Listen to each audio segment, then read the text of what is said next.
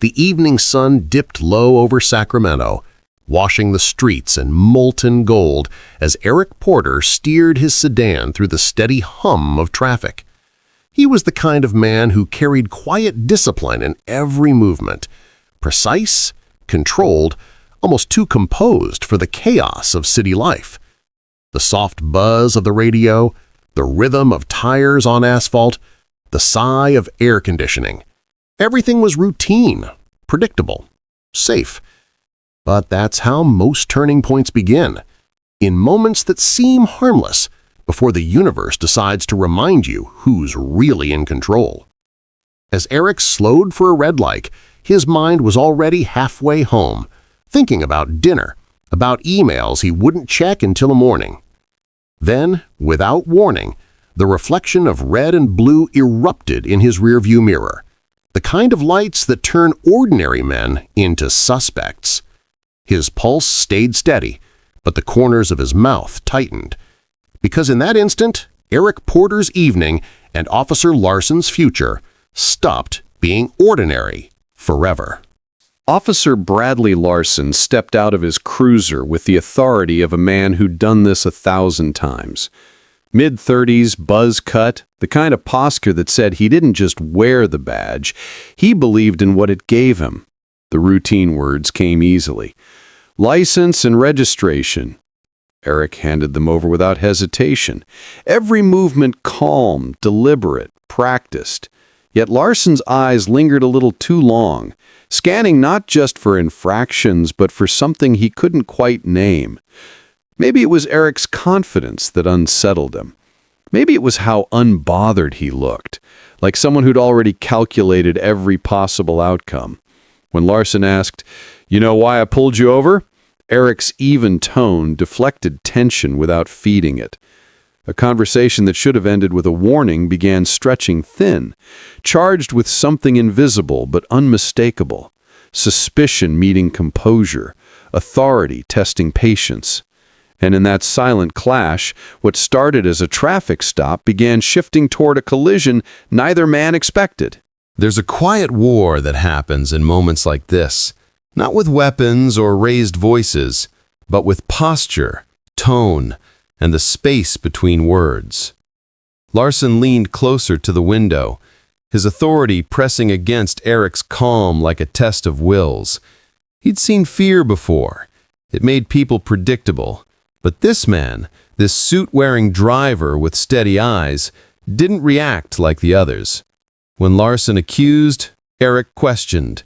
When Larson probed, Eric clarified. Every answer precise, every sentence crafted to reveal nothing. To Larson, that restraint wasn't professionalism, it was defiance. The dynamic flipped without anyone naming it. Eric's silence wasn't submission, it was control. And that, more than anything, began to bother the officer. He wanted to be the one dictating the rules of engagement, but Eric had already rewritten them. It was no longer about traffic laws, it was about ego, perception, power. And one of them was about to find out just how fragile authority can be when faced with someone who refuses to bow. When Larson ordered Eric out of the car, it wasn't caution, it was challenge. The words carried that slight edge of command used by men who expect to be obeyed without question. Eric stepped out slowly, his suit catching the dying light, his face unreadable. "Hands where I can see them," Larson said, his voice tighter than before. The air thickened, filled with unspoken history, the weight of every traffic stop that ever turned into something more. The search that followed wasn't just for weapons, it was for justification. Larson's hands moved quickly, roughly, but all he found was evidence of composure. Clean lines, steady breathing, no fear to feed on. "You're clean," he muttered, but it sounded less like relief and more like frustration. Eric's calm didn't waver. If anything, it sharpened. "Of course I am," he said. And that simple truth left Larson with nowhere to go but deeper into defensiveness. He'd wanted control. Instead, he found a mirror reflecting back his own insecurity. It happened in one sentence, a phrase that slipped past Larson's guard before he could stop it. "People like you." The words hung in the air like smoke, impossible to take back. Eric caught them instantly, his head tilting just slightly, his tone lowering. People like me? It wasn't anger that filled his voice. It was something far more dangerous. Understanding. Larson's heartbeat spiked, a flicker of realization flashing behind his eyes. He'd said the quiet part out loud. In that silence, everything shifted. Eric's posture straightened, but not in defiance, in authority. The conversation wasn't between officer and citizen anymore. It was between two men who both knew the rules, but only one was following them. For the first time, Larson felt the balance tip away from him, the authority he'd wrapped himself in starting to unravel. What he didn't know was that this wasn't just about respect. It was about revelation. And the truth was about to hit harder than he could imagine. Eric's hand moved slowly to his pocket, deliberate and calm. "I'm reaching for my badge," he said, watching the officer's muscles tense. Then he opened the wallet, and the world turned upside down. A gleaming badge caught the light, its engraving sharp and unmistakable. Eric Porter, Head of Internal Affairs, Sacramento Division.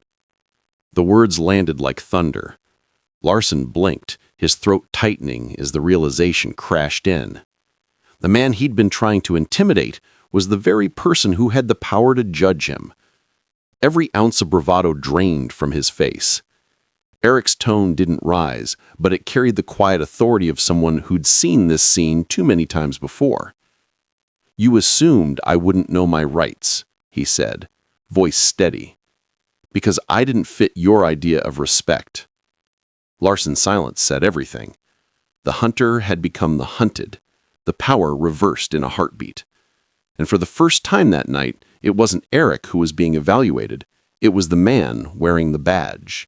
The next morning, sunlight spilled across Eric's office inside the Sacramento Police Department. The badge that had once defined the night now sat quietly beside a thick file labeled Bradley Larson. The words from the night before replayed in Eric's mind, not because they stung, but because they were familiar. This wasn't about one officer. It was about a system that had learned to look the other way. Larson's record wasn't spotless, complaints buried, patterns ignored, lessons unlearned.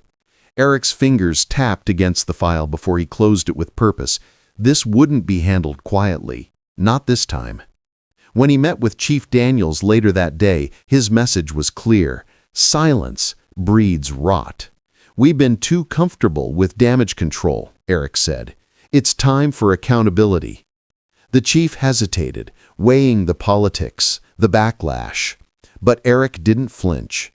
"If we can't police ourselves," he said, "we don't deserve the public's trust." In that room, reform stopped being an idea. It became a mission.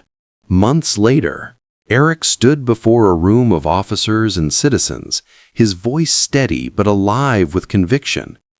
The story that began with flashing lights had become a spark for change. The department had started reforming its training, reviewing misconduct, and demanding transparency. Larson had faced his reckoning, suspended, investigated, but more importantly, exposed as a symptom, not the disease. Justice, Eric said to the crowd, isn't just about punishing the guilty, it's about protecting integrity, making sure this badge stands for respect, not authority. The applause that followed wasn't just for him, it was for the idea that accountability could still exist.